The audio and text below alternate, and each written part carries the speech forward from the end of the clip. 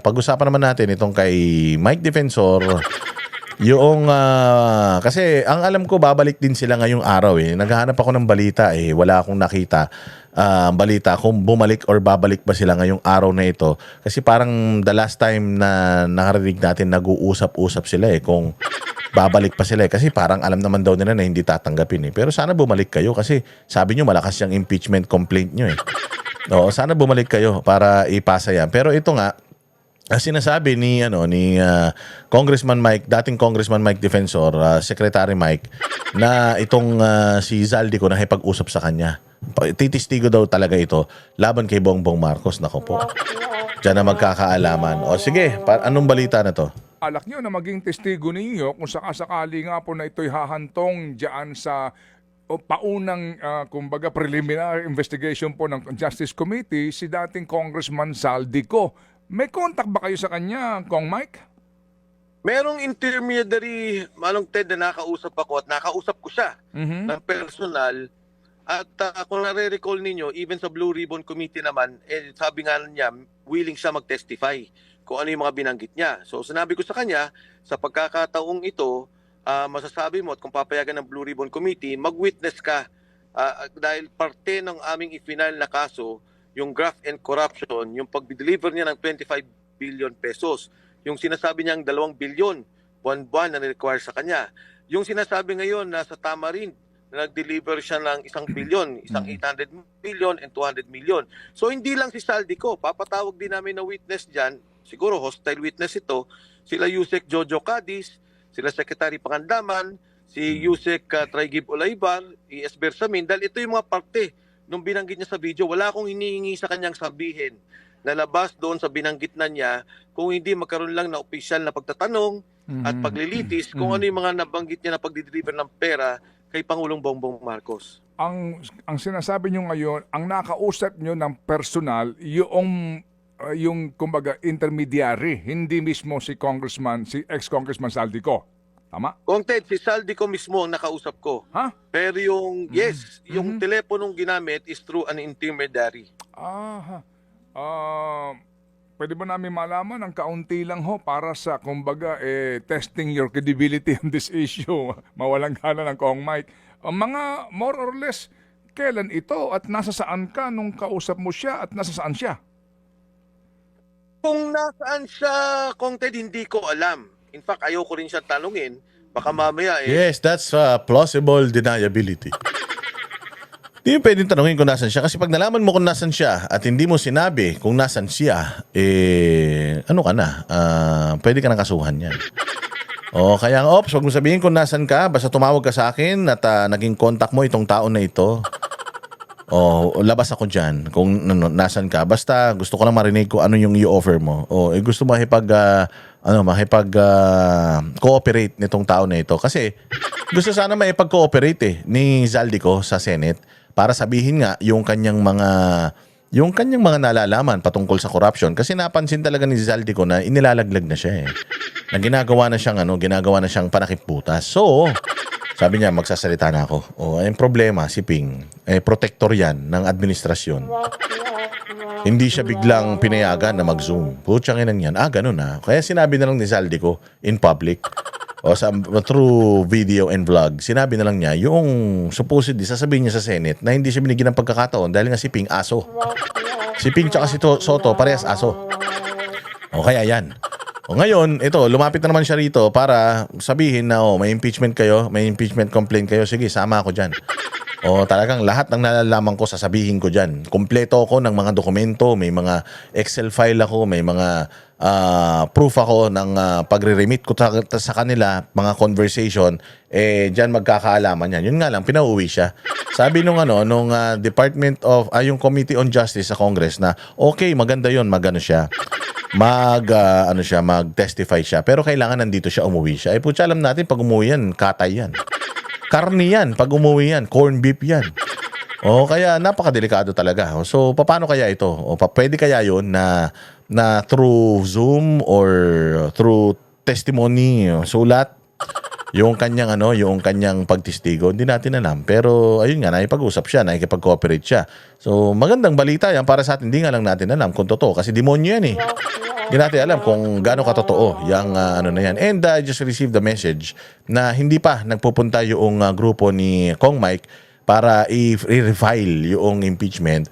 Nag-uusap pa sila. So let's hope for the best today. Kung ano man yung mangyari sa kanya, madamay pa ako. Pero ako, nasa bahay ng mga panahong yun, and yun, nakapag-usap kami, and yung ang binanggit niya, kasi ang unang discussion noon was, etong tamarind na binabanggit doon sa Blue Ribbon Committee nung last hearing, na sabi niya, dyan din yung binanggit ko na nag-deliver ako ng 800 billion, 200 billion. At binanggit ko sa kanya, mag-file kami ng impeachment case at ilalagay namin siyang witness doon sa kaso. At sinabi naman niya, wala naman siyang problema doon, pag-aaralan lang niya kung paano. Sabi ko, well, hindi naman ikaw yan eh. Let the Blue Ribbon, let the Committee on Justice decide if they will allow you, kasi that will be under suspended rules. Manong Ted, di ba? Dahil wala. And again, I just received the message na coming from itong mga mga sponsors na itong pina-file na impeachment.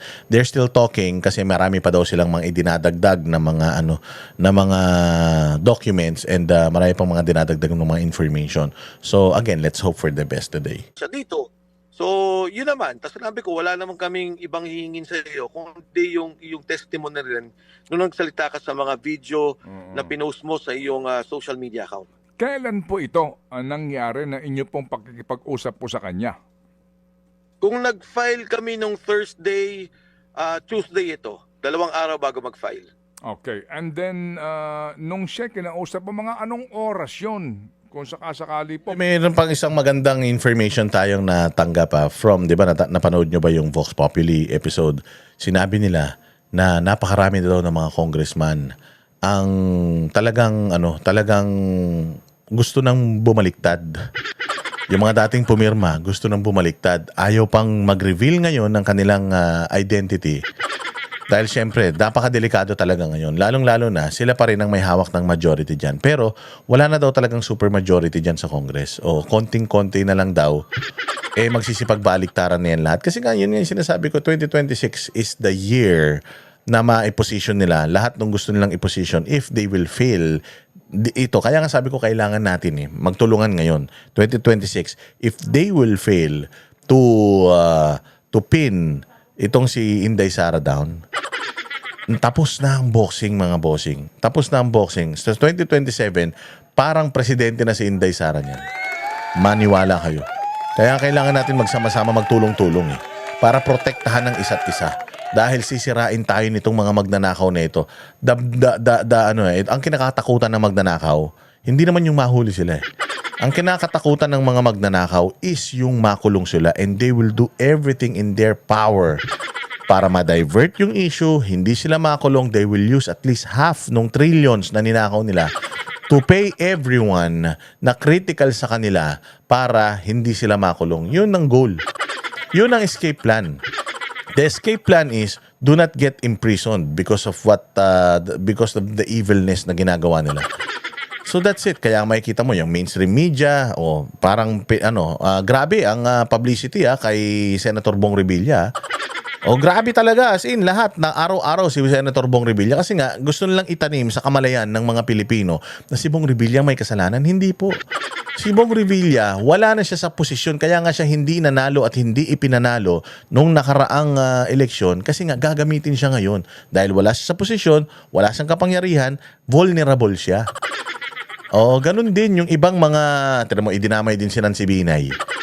Di ba, idinamay din si Grace po. Kasi nga, they're vulnerable. Kaya delikado sila talaga dito. They are the low-hanging fruit na tinatawag. So gagawin nila lahat yan, kasapakat ang media, kasapakat ang mga ahensya ng gobyerno para ipin down sa tao na hindi naman nagnakaw. Di baling sila makulong, wag lang ako. Ganun lang naman yan. Wala mang konsensya mga yan. Putang ina ng mga yan. Pero lagi natin iisipin na kung sila walang konsensya, tayo meron. Hindi tayo dapat nagbibintang ng mali sa isang tao hanggat hindi pa naman nadidesisyonan ng korte, which is yung kaisa-isang may karapatan para magsabing may kasalanan ka o wala. Hanggat walang ganun, wag nating i-judge itong mga itong mga senador na dinadamay dito, dahil yan, fall guy yan. Scapegoating yan, mga yan. Yan ang scapegoat nila. At pag kayo naniwala, nabudol na naman kayo. Nabudol na kayo 2022, papabudol pa kayo ngayon. Huwag kayo maniniwala. Kung sino yung mga unang makukulong ngayon na maniwala kayo, yan yung mga pinaka least guilty. Yung mga most guilty, malaya yan. Gagawin nila ang lahat para hindi sila makulong. Maniwala kayo dyan. Para lang sa kwentada natin, kung siya nandoon sa Europa o nasa Portugal, mga anong oras yun? Nung mag-usap kami, kung hindi ako nagkakamali, siguro mga 10 to 11 p.m. Ako, Philippine time. Okay. Ano ba yan? Cellphone, Viber, Messenger, Facebook? Ano bang paraan nito? O walkie-talkie? O ano? Hindi ko sigurado, Kung Ted, hindi ko sigurado kung anong ginamit nilang platform. Kasi ang pagkakaalam ko, batay na rin dun sa kanya mga statement, parang ingat na ingat sila at medyo takot siya. So hindi ko alam, may mga platform ata silang ginagamit na bago kasi hindi ko naman telepono yung nagamit nung mag-usap kami. So yung bang intermediary, as in kasama mo siya in person, yung telepono o gadget ng intermediary ang ipinahiram sa'yo, o hindi po ito harapan yung intermediary po? Kasi ngayon may pwedeng ganun, conference call, parang ganun. Hindi ba? May mga ganun kaparaanan. Ano po ang mode nito? Yes. Magkasama kayo ng intermediary? Hindi. Well, nung mag-usap kami, nung una kaming mag-usap, magkasama kami ng intermediary. Yun ay mabilis na naging usapan lang. So, yun nga, umingi ulit ako ng pag-uusap dahil nga doon sa filing. And doon sa pangalawang pag-uusap naman, nire-recall ko kung anong nangyari sa amin . Yes, kasama ko siya, pero parang may ginagamit din silang ibang telepono doon sa kabilang linya. Ito bang intermediary mo ay dating congressman o kasalukuyang congressman, politiko? Sino ba ito? Ted, ayoko nang banggitin. Baka lalo magkaipit-ipit yung kasama natin. Pero hindi ako worried kay Saldi ko. I mean, siya naman nasa ibang bansa. Pero itong kausap niya hindi ko alam kung ano yung relasyon nila. Pero mukhang Yun, magandang balita yan. Isang magandang balita yan na ganito kalakas. Ganito kalakas yung impeachment na inihain nitong grupo ni Mike Defensor at saka nila Chavit Singson. Malakas na malakas kasi nga grupo ito ng mga magagaling na abogado, grupo ito ng mga dating mga taga-gobyerno, and ito si Manong Chavit tsaka si Congressman Mike Defensor. Alam nyo ba na yan ang naging susi, key players yan ng pagkaka-impeach ni Erap Estrada. Yan ang panatero, walang inuurungan.